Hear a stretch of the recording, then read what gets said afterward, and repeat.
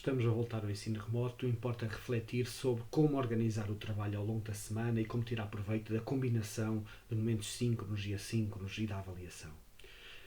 Nem todos os alunos têm as condições em casa ideais e é preciso que o diretor de turma ou o professor titular de turma acompanhe se a distribuição de trabalho está a ser feita ao longo da semana, se é compatível com aquilo que o aluno tem, a disponibilidade em casa e dos equipamentos. Uma estratégia para gerir este horário que algumas escolas adotaram é criar um grupo único para a turma em que cada professor tem, cada disciplina tem tarefas que atribui e desta forma consegue-se ver no calendário, quer no Teams, quer no Google, o que é que está distribuído, qual é a tarefa da semana, mas pode ser interessante pegar num documento partilhado e até sexta-feira da semana antes, cada disciplina colocar aquilo que se espera para a semana seguinte, para numa página ou uma página ou duas dizer aos encarregados de educação e ao aluno, ok, para a semana são estas as tarefas que se esperam. Acima de tudo, temos de ter bem presente a divisão entre estes dois tipos de momentos, as sessões síncronas e assíncronas. Não pode ser tudo síncrono e temos que rentabilizar esta forma de estar.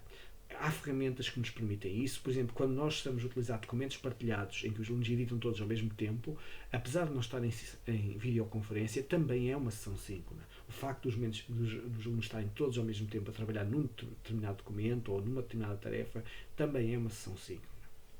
Os momentos assíncronos permitem que o aluno trabalhe mais autonomamente e paulatinamente ir desenvolvendo estas estratégias. Também há ferramentas que permitem manter algum feedback ao aluno sem ser síncrono. É o caso dos formulários do Google, das ferramentas das plataformas que permitem disponibilizar diferentes conteúdos, o Flipgrid com vídeos que o aluno tem que responder.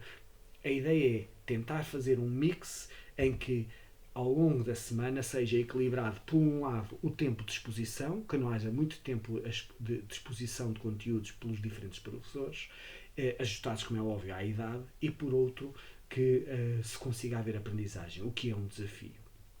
Bem, mas como combinar então estas várias modalidades da aprendizagem? Uma hipótese muito simples e muito eficaz é a questão da sala de aula invertida.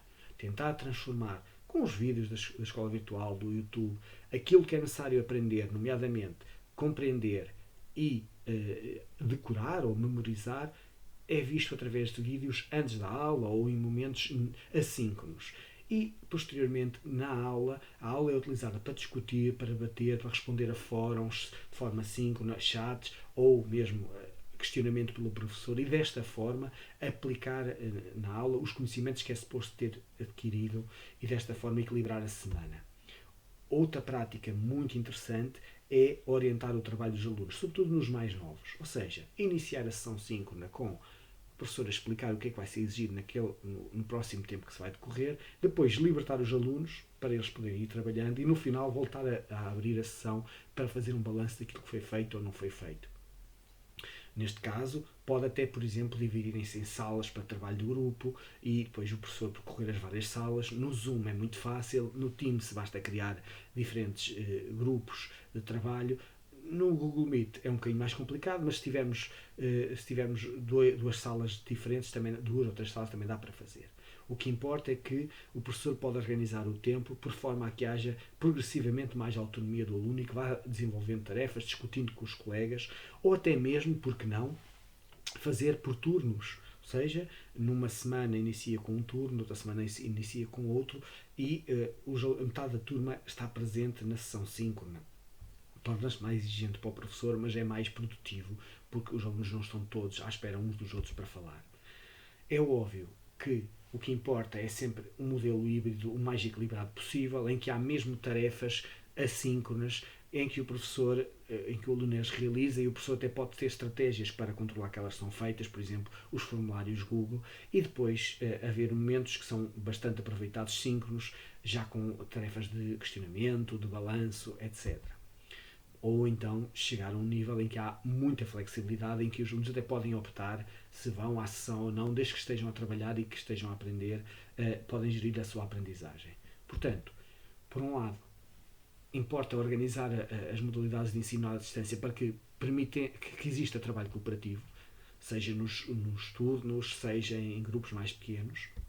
Por outro lado, temos que ir introduzindo metodologia de trabalho cada vez mais autónoma, até chegar à metodologia de projeto, ou passando por uma série de dinâmicas que envolvam o aprender, o colaborar, o discutir, o investigar, o praticar e o produzir. Acima de tudo, importa que haja feedback ao aluno. Não podemos correr o risco de chegar ao final de uma semana de trabalho ou 2 semanas de trabalho e não ter certeza que os alunos aprenderam. Por um lado, verificação das tarefas, isso até pode ser fácil através das plataformas, através das rúbricas, através do registro de presenças, mas acima de tudo é importante criar atividades como formulários que deem feedback automático e que depois que alternar com semanas em que há mesmo questionamento, há mesmo diálogo aluno a aluno, por exemplo, por turnos, e que o professor consiga ir dando feedback e ir regulando a aprendizagem da turma, uma vez que isto são momentos bastante difíceis. Bom trabalho a todos, obrigado pela vossa atenção.